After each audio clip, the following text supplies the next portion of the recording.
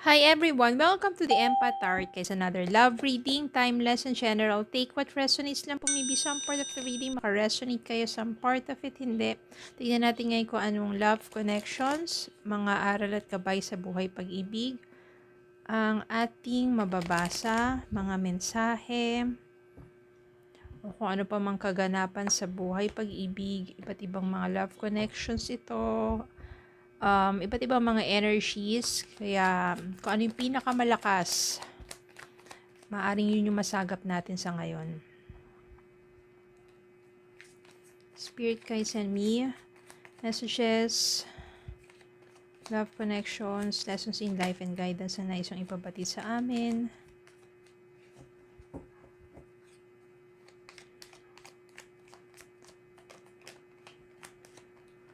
I-send me more messages sa spirit guide.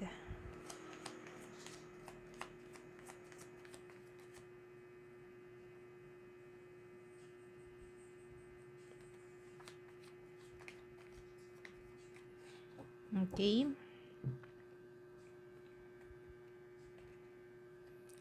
Parang nasa-sense ko na medyo mabigat ang mga enerhiya. High Priestess. Six of Swords.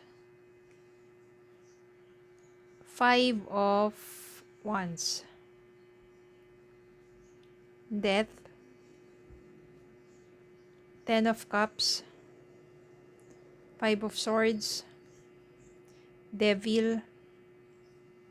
Ace of Swords. Eight of Cups. And bottom of the deck, Hierophant.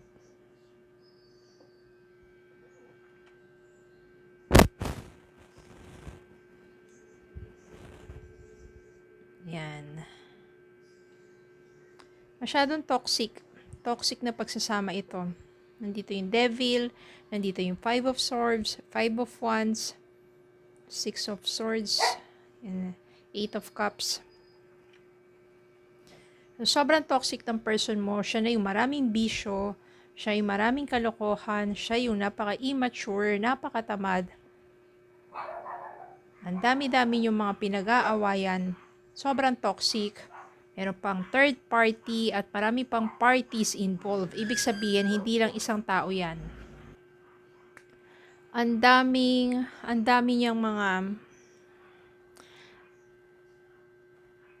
dami niyang kinalolokohan. Siya yung mabisyo, siya yung mapanakit. Hindi lang sa kalooban, kundi sa physical. Sobrang toxic ng person na to. Sobrang hirap kasi kung kasama mo yung taong to, parang araw-araw ka na lang na parang nakakulong. Or parang nasa impyerno ang buhay mo kapag kasama mo tong taong to.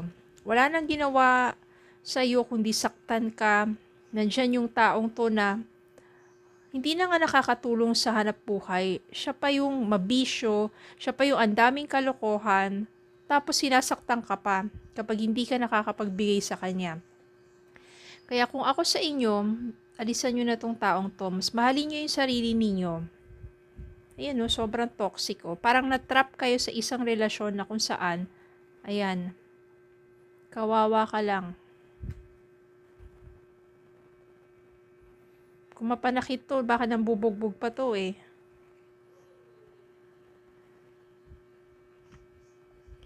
Tapos dumating din yung time na nilayasan ka niya or sumama siya sa iba.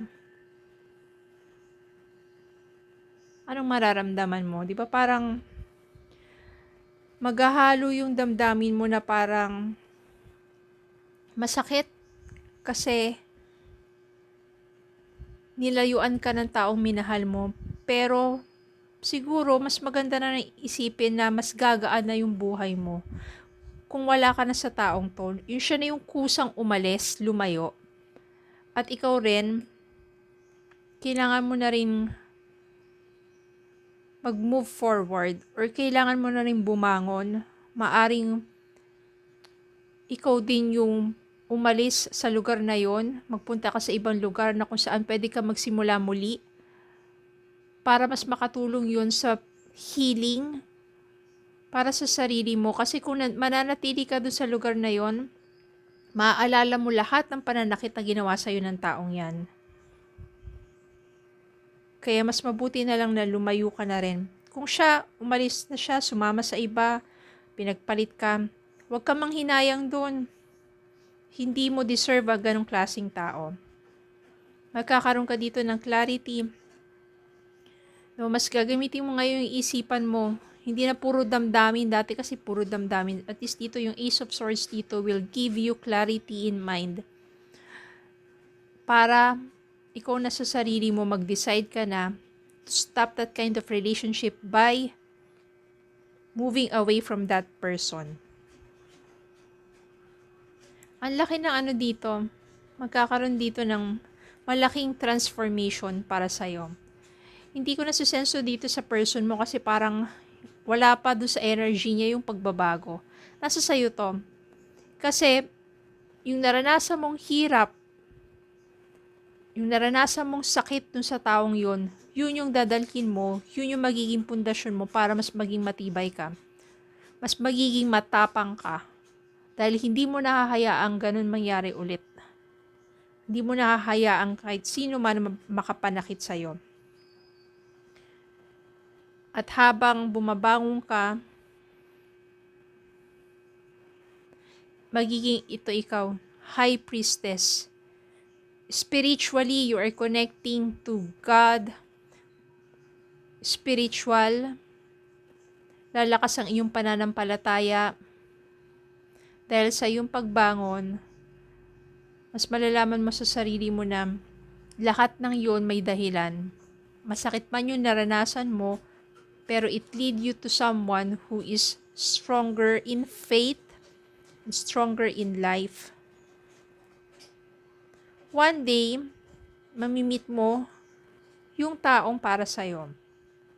Siya yung makakatuwang mo sa buhay. At lahat ng hirap na naranasan mo sa toxic na taong to, mapapalitan yon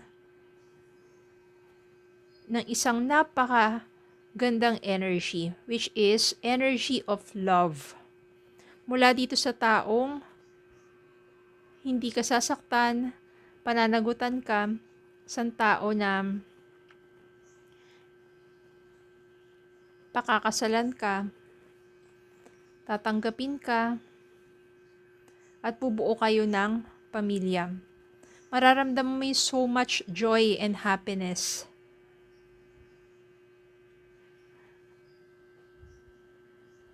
Ito na yung tao na makakapagbigay sa'yo ng isang buhay na fulfilled.